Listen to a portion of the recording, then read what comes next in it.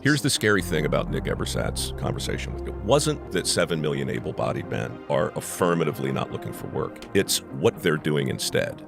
We're in real trouble. It never even came across my mind that I could work in the trades. And if I'm going to be completely honest, I probably would have.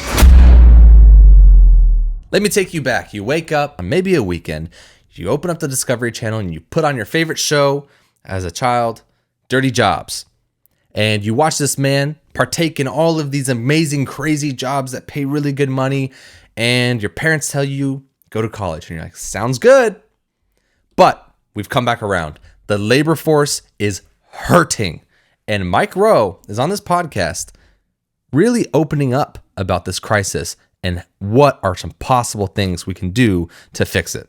The other thing is, we're in real trouble. I had a guy on my podcast just a couple weeks ago, an economist named Nicholas Eberhardt. Okay.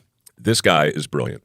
Harvard, all the abbreviations after his name that you want, American Enterprise Institute, wrote a best-selling book in 2016 called Men Without Work, just republished it because the contention in the book is now on steroids. Wow. And basically what he's saying is, never mind the unemployment numbers. They don't matter. That's a Depression-era metric, and it doesn't tell us anything we really, really need to know. Here's what we need to know. 7 million able-bodied men between the ages of 25 and 54 are not only not working, they are not looking. They're affirmatively not looking for work. Never in peacetime, never has that metric existed before. We have 4 million more open jobs today than we did pre-pandemic, and we have 4 million fewer people in the workforce. It's really bad, and you can't find an employer in anywhere today who is not desperate to hire. So that is true. That is true, and I think that's more for blue-collar jobs and service industry jobs. I've noticed that, like, when my wife graduated college, when she was still looking for a job in the field that she graduated for, there were no jobs open. There were none. But those were all city jobs, white collar, good paying. They wanted a bunch of experience. Jobs that are open is like fast food, this, that, labor jobs. So sure, greed factors into it, but so does work ethic. You know, my foundation offers work ethic scholarships because I think work ethic actually is under siege. And I don't think it has as much to do. It has something to do with benefits. It has something to do with pay. But it's not just that. It's a real clear and present aversion to getting in there. And, you know, and I mean, I don't care if it's blue collar or white collar. You know, my work ethic, whatever that means, I learned it as a kid. I learned it from my pop. I put my thumb on the scale too, and I say, if you're not willing to take a bite of the shit sandwich from time to time, then why should I give you money that people trust me to dispense judiciously and fairly? That's a great point. So Mike Rowe has a foundation where he gives out scholarships for these trade level jobs. He's kind of in the middle place here where he's handing out opportunity, and some people are mad that he's handing out opportunity. But he goes into this really interesting idea of a sweat pledge. So I had a couple drinks one night, like 8 years ago, and I was trying to figure out what can I do to get people to talk about work ethic? How can I challenge them? You know, I can't look into their soul, but like, what are 12 things that I believe are true and really impact people's success? So I wrote these. The 12 ancestral tenets. This man's about to turn Liver King on us. I like 12 things down. Sweat, it stood for something. Skill and work ethic aren't taboo, right? It was just a thing to get high school kids thinking and talking about the value of an honest day's work. And, you know, it said, the sweat pledge says things like, I think the first one is, I believe I've hit the greatest lottery of all time. I'm alive. I live in America. Yeah. Above all things, I'm grateful. Yep. All right. So I feel that way. And I understand that life's not fair. And I understand that other people feel different ways. But if you don't fundamentally feel jazzed and psyched and excited by this brief little time you've been given to fog a mirror and walk around on this planet, man, if you're not stoked by that, I can't help you. I don't want to help you. Yeah. I don't because there are other people out there who are showing up early and staying late. There are people out there who understand delayed gratification. Here's the scary thing about Nick Ebersat's conversation with me, the thing that really stuck. It wasn't that 7 million able-bodied men are affirmatively not looking for work. It's what they're doing instead. And there's a lot of research on this. Vaping? Worse.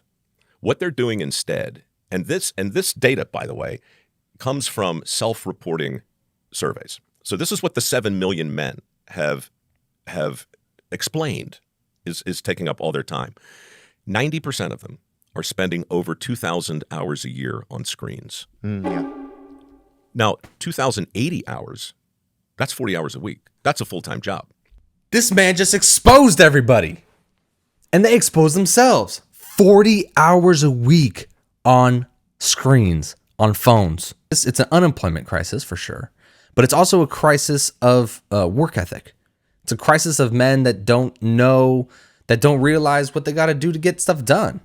I was talking with my friend the other day, and we're saying, look, man, if you want to live above the median and you want to be able to control your kids being schooled from home, you want to be able to control being able to go on a vacation once every other year, you got to make 6 figures. You got to crack 100K.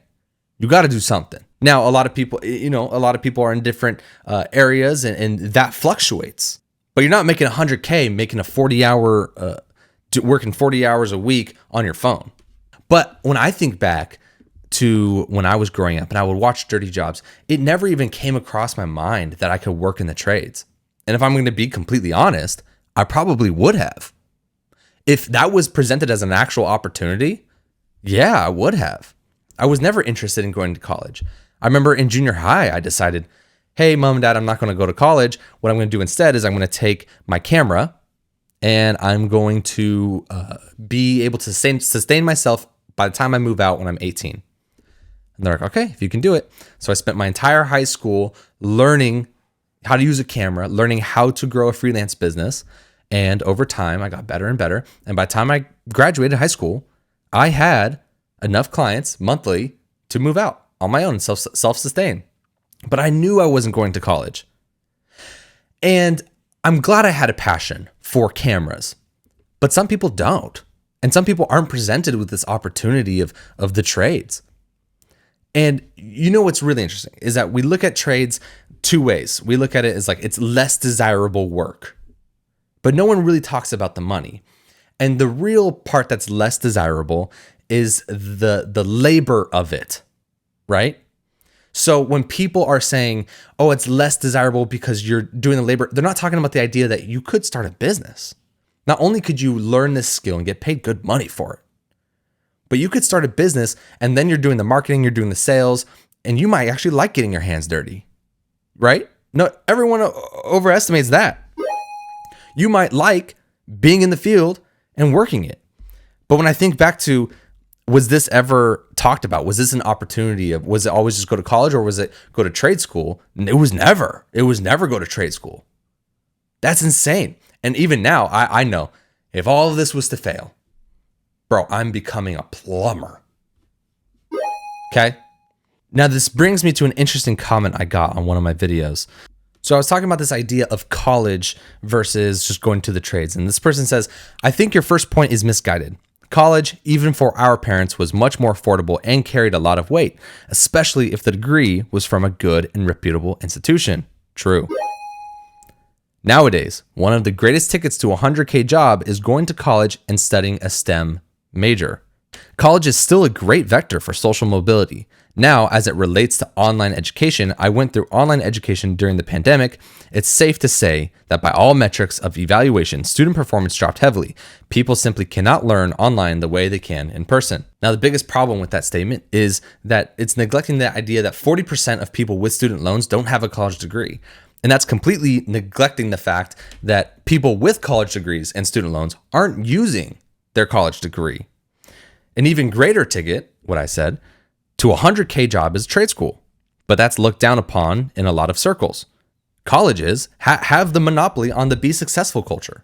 You want to be successful? Go to college. You can do this, but no one's talking about these trades. But at the end of the day, you go to college and you have non-bankruptable loans, and it's not the only route to achieve a 100K job like this person's claiming here. That point is also proven when an 18-year-old can go get $50,000 of student loans, but can't get $10,000 of a small business loan. I'm not even saying that we should be giving 18-year-olds $10,000 business loans. but we definitely shouldn't be giving 18-year-olds $50,000 of non-bankruptable student loans.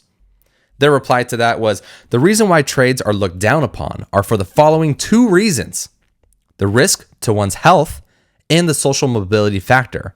When I said 100K jobs, I said it in the context of social mobility. While the blue collar work can earn 100K no problem, he's still in the blue collar class. College would propel a CS student to the white collar class while earning 100K. There's a big difference there. Now, I'm not looking down on people who do trades. They're essential to our society, but those are some of the reasons that trades are unattractive to most prospective college students. My response to that was simple. Now we're straying away from the goal of being financially responsible. I thought the whole thing was to get a 100K job, and now we're adding 100K in social mobility? You got to make 100K and seem impressive to your neighbor? That's a L. Not to mention, I don't know if people are fired up to work in a cubicle all day. To work in a dark environment with a fluorescent light in a cubicle, because now they get to have social mobility and work in a white collar class. And if we go back to the original point, learning a STEM major and we're making 100K, most people aren't wired to work in STEM.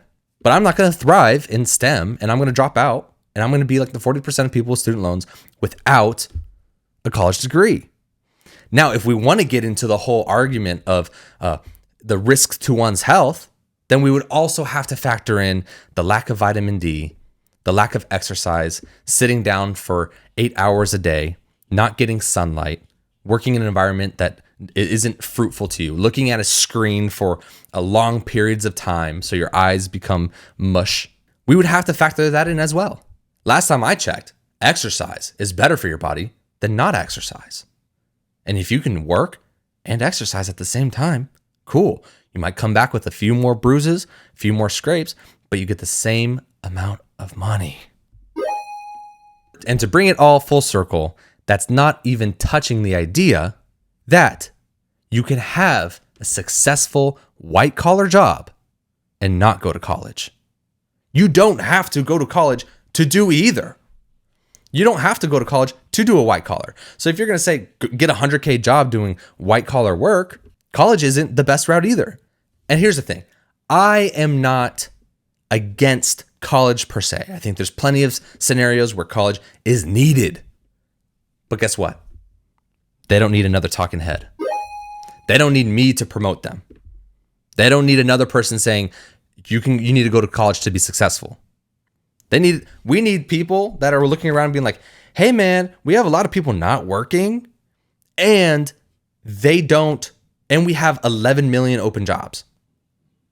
We need a lot of people looking around saying, hey, there's no problem with freaking trades.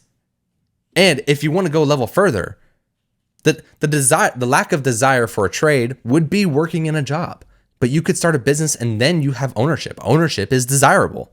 Would you rather work at a cubicle for somebody else with an income limit because you don't have a extremely desirable skill and you're in a company of 100 plus people? Or would you rather work in a trade, work your way up to where you can open your own business, then you duplicate yourself? A lot of the income cap with trades is the fact that a lot of these tradesmen aren't duplicating themselves. So yeah, you can make $40 an hour, which by all measurable metrics is an amazing dollar. That's an amazing dollar amount. But if you can duplicate yourself, have a high standard for your employees, then you can be making $40 an hour or $50 or $60 an hour across all these different tradesmen that are out working for you, while they're also making $40, $30 an hour. So now you have ownership, you have scalability, you have a skilled job, and it costs you what? I don't even know what trade school costs. 15, I did some research, 15,000, 20,000 maybe, but you could even get it as low as 5,000. So look, man, I'm not going to be a proponent of college. We have 11 million open jobs, according to Mike Rowe. Those joints need to be full. People need to start working in trades. I will be one of them. Hey, man, I am going. I will go to work in a trade, but it's not easy, but it's simple. If you enjoyed this video, give it a like. Let me know what you guys think in the comments. Peace.